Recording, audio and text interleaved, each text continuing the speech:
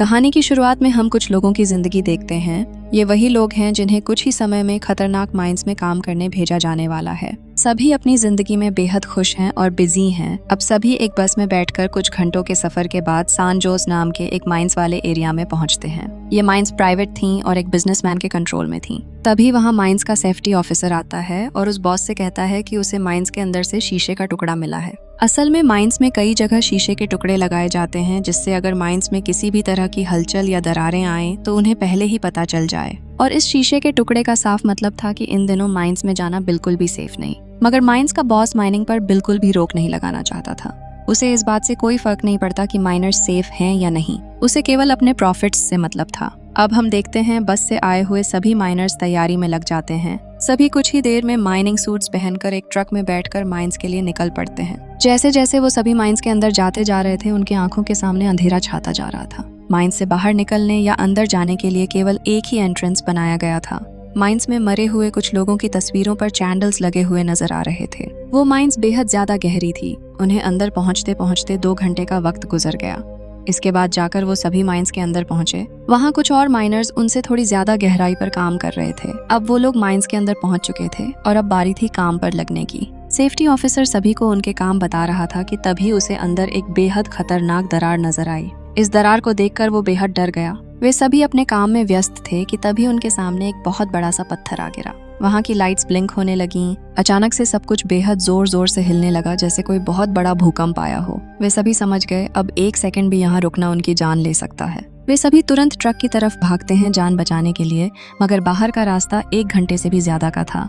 इतने कम समय में बाहर निकलना नामुमकिन था। इसलिए वे सभी रिफ्यूजी एरिया में जाने का फैसला करते हैं, जहां कुछ दिनों का खाना पानी मौजूद था जो उन्हें किसी भी इमरजेंसी में कुछ दिनों तक जिंदा रख सकता था। अब एक एक कर सभी ट्रक में चढ़ने लगते हैं, मगर उन सभी में से 2 लोग दूसरी जगह पर काम कर रहे थे जो थोड़ी देर से वहां पहुंचते हैं। मगर किसी तरह वे सभी उन दोनों का हाथ पकड़कर उन्हें अंदर खींच लेते हैं और उनकी भी जान बचाते हैं। अब माइन बुरी तरह से टूटने लग जाता है। पत्थर टूटकर नीचे गिरने लग जाते हैं। अब वो लोग रिफ्यूजी एरिया की तरफ बढ़ रहे होते हैं। तभी वो अपने सामने एक छोटा ट्रक गुजरते हुए देखते हैं जो उन माइनर्स का था जो उनसे थोड़ी ज्यादा गहराई पर काम कर रहे थे। उस ट्रक के अचानक सामने आ जाने की वजह से उनका बैलेंस खराब हो जाता है और उनकी ट्रक का एक्सीडेंट हो जाता है। वहीं दूसरी तरफ उस छोटे ट्रक वाले मजदूर भी उल्टा भागकर वापस आने लगते हैं और फिर एक बड़े धमाके के साथ उस माइन का इकलौता एग्जिट पूरी तरह बंद हो जाता है। अब कुछ घंटों बाद सभी माइनर्स बेहोश पड़े होते हैं, मगर उन सभी में से एक को होश आता है। वो देखता है कि पत्थरों और लकड़ियों के गिरने के कारण कुछ लोग घायल हो चुके हैं, मगर एक अच्छी बात ये थी कि उन सभी में से किसी की भी जान नहीं गई थी।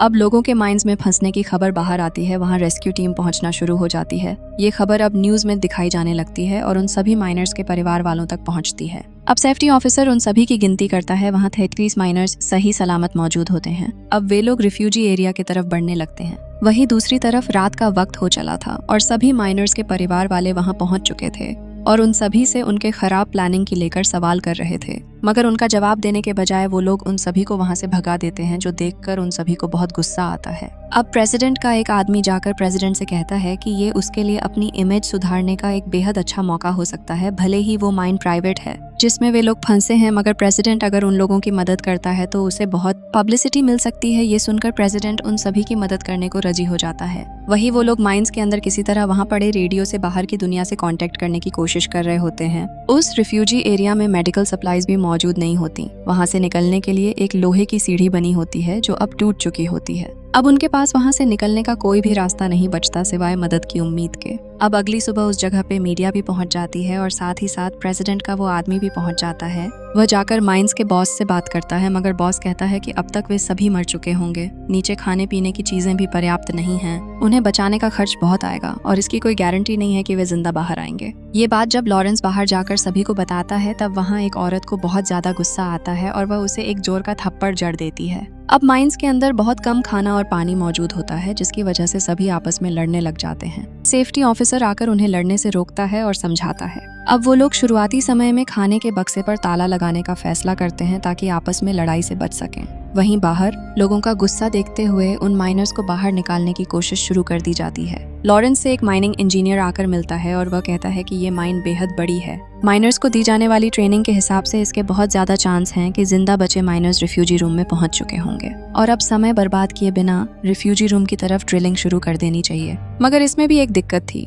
रिफ्यूजी रूम जमीन के इतना नीचे था कि 24 घंटे लगातार ड्रिल करने के बावजूद वहां तक पहुंचने में 8 दिन तक का समय लग सकता था। अब उन सभी को वहां फंसे तीसरा दिन हो चुका था और अब सभी खाने की चीजें बराबर बराबर बांटी जा रही थीं। वहां बड़ी बड़ी मशीनें लाई जानी शुरू हो गईं ताकि जल्द से जल्द ड्रिल की शुरुआत की जाए। ये देखकर लोग बेहद खुश हो जाते हैं। अब वो सभी अंदर बैठकर वक्त गुजार रहे होते हैं कि तभी उन्हें ड्रिलिंग की आवाज सुनाई देती है, जिससे उन्हें अंदाजा हो जाता है बाहर लोग उनकी मदद करने की कोशिश में हैं। मगर इस ड्रिलिंग में लग रहा ज्यादा वक्त देखकर लोग लॉरेंस से सवाल करने लगते हैं, मगर लॉरेंस समझाता है कि वो सभी 24 घंटे लगातार ड्रिल कर रहे हैं और हर वो कोशिश कर रहे हैं जिससे उन सभी माइनर्स की जान बचाई जा सके। अब माइंस में पड़े पड़े एक माइनर की दिमागी हालत खराब होने लगती है। बाहर एक बड़ा सा कैंप लगा दिया जाता है जहाँ बहुत से लोग इकट्ठा होते हैं। सभी माइनर्स बेहद बुरी हालत में किसी तरह सरवाइव कर रहे होते हैं। देखते ही देखते ये 12वां दिन आ चुका होता है। एक औरत अपने भाई को देखने के लिए कई दिन से वहीं इंतजार कर रही थी। अब ड्रिलिंग बहुत डीप जा चुकी थी और धीरे धीरे उनकी तरफ आवाज बढ़ती जा रही थी। किस्मत से उनमें से एक भी नहीं मरा था और सभी के सभी माइनर्स जिंदा थे। मगर तभी शायद वो लोग ड्रिल करते करते भटक जाते हैं और गलत डायरेक्शन में ड्रिल करना शुरू कर देते हैं। एक बार फिर हाथ नाकामी लगती है और अब 14वां दिन हो चुका था।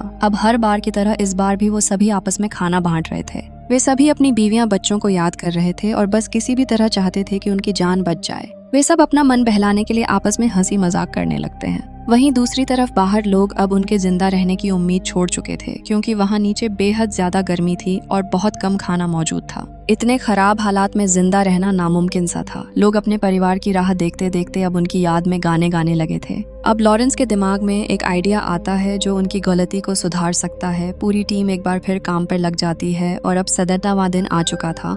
वो सभी जिंदा थे मगर उनकी हालत दिन पर दिन खराब होती जा रही थी। तभी उन सभी में से एक के चेहरे पर पानी की बूंद आकर गिरती है। अब वो लोग देखते हैं कि ड्रिलिंग मशीन उन तक पहुंच चुकी है। सभी बेहद खुश हो जाते हैं और उस मशीन पर डंडों से मारने लगते हैं। बाहर जा रही आवाज को लॉरेंस नोटिस कर लेता है और अब वो लोग समय न बर्बाद करते हुए ड्रिलर पर एक नोट बांधकर उसे बाहर छोड़ देते हैं। ड्रिलर बाहर लाया जाता है और सभी उस पर पेंट लगा हुआ देखते हैं। साथ ही साथ वो नोट देखते हैं जो उन लोगों ने छोड़ा था। उन्हें राहत की सांस आती है ये देखकर कि अंदर सभी के सभी जिंदा हैं। बाहर सभी के परिवार वालों तक ये बात पहुंचाई जाती है और सभी ये सुनकर बेहद ज्यादा खुश हो जाते हैं। अब नीचे उन सभी के पास एक कैमरा भेजा जाता है जिसकी मदद से वे सभी बाहर की दुनिया से संपर्क कर पाते हैं। अब ये खबर पूरी इंटरनेशनल न्यूज पर चलने लगती है। मगर अब नीचे खाना खत्म हो चुका था और अगर उन्हें खाने की सप्लाई न दी जाती तो वे सभी आपस में एक दूसरे का कत्ल करना शुरू कर देते। उन सभी को पाइप्स के जरिए खाना, पानी और कुछ मैगजीन्स पहुंचाई जाती हैं ताकि वे सभी अगले कुछ दिनों का वक्त गुजार सकें जब तक उन्हें बाहर न निकाला जाए। अब सभी एक एक कर अपने परिवार वालों से बात करते हैं। अब कुछ नई और भी ज्यादा बड़ी मशीन मंगवाई जाती है। सरकार सभी के परिवारों को मुआवजा देने का वादा करती है। अब सभी के लिए नीचे खाना, कपड़े और जरूरत की चीजें भेजी जा रही थीं और नीचे सभी माइनर्स बेहद आराम से वक्त गुजार रहे थे। अब लॉरेंस और उसकी टीम लगातार कोशिश में लगी थी कि किसी तरह कोई तरीका निकले जिसकी मदद से उन सभी माइनर्स को बाहर निकाला जा सके। ये 50वां दिन हो चुका था और अब वे सभी इस माइन के अंदर पड़े पड़े परेशान होते जा रहे थे। इन दिनों सिक्योरिटी ऑफिसर एक लीडर की तरह उन्हें समझाने में लगा हुआ था। अब लॉरेंस और उसकी टीम किसी तरह से एक बड़ी ड्रिलिंग को अंजाम देने में कामयाब रहती है, मगर अब भी वहां से निकलना इतना आसान नहीं था। थोड़ी और मशक्कत के बाद आखिर में रास्ता पूरी तरह तैयार होता है। बाहर जाने के लिए सरकार उन सभी को एक फीनिक्स कैप्सूल नाम की चीज लाकर देती है जिसकी मदद से एक एक करके उन माइनर्स को बाहर निकाला जा सकता था। अब रात के वक्त कैप्सूल को नीचे माइन में उतारा जाता है, मगर जो माइनर सबसे पहले उस कैप्सूल में जाएगा उसे खतरा हो सकता था। अब उन सभी में से एक माइनर जाने का फैसला करता है और जाकर उस कैप्सूल में खड़ा हो जाता है। जल्द ही उसे ऊपर खींचना शुरू कर दिया जाता है।